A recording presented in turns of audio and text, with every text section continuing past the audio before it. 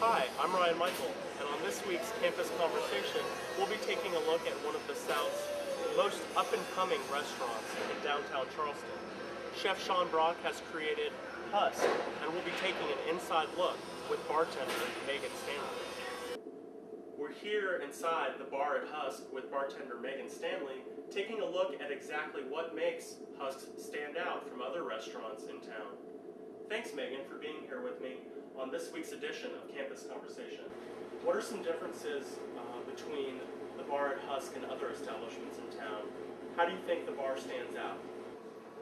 Well, the bar at Husk is different than a lot of other bars because we're a throwback to more old school mixology.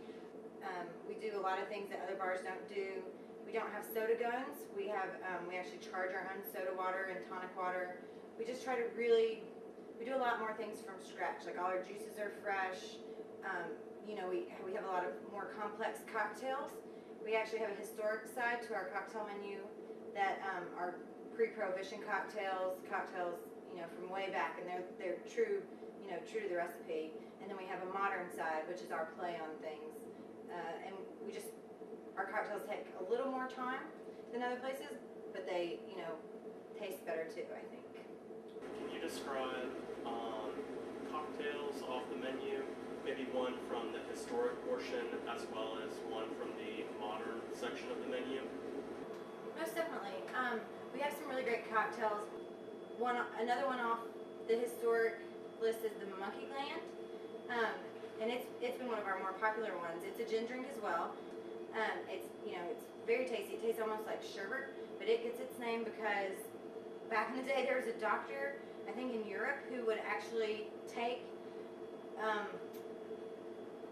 gland from a monkey, like a testicle from a monkey, and implant it into men, and it was like supposed to be an aphrodisiac drug. So all these drinks have really cool stories that you get to tell the guests.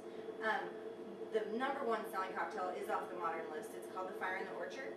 It's built like an old fashioned. It's got a sugar cube, baked apple bitters, and then pickled jalapeno, and a little bit of smoked apple juice, which we've juiced all the apples and smoked them. We smoke the juice actually in a metal pan on a smoker out back of the restaurant. And then you muddle that, and it's got Basil Hayden bourbon, Applejack brandy, and a splash of Cointreau. And it's really one of the most complex cocktails I've ever had. And people either love it or they hate it, but so many people have loved it. It's been awesome. Can you talk about what exactly sustainability is and how it's influenced Chef Brock's menu choices? He is all about showcasing Southern ingredients. That's the theme of this restaurant, is showcasing Southern ingredients and showing people that Southern cuisine is more than just like fried chicken and overcooked vegetables. Showcasing them, showing that you can do a more modern take on it and still always buy locally. Everything from the restaurant comes from the Southeast. Everything's served in the restaurant.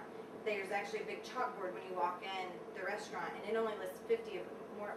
We have over probably 200 purveyors that we acquire things from, but it'll list, and it's really just showing you where your food comes from. We don't really like to use the term farm to table, but sometimes that's the simplest way to put it. We would like to thank Megan Stanley, and Husk is celebrating Southern ingredients 7 days a week for both lunch and dinner. This concludes this week's version of Campus Conversation. I'm Ryan Michael.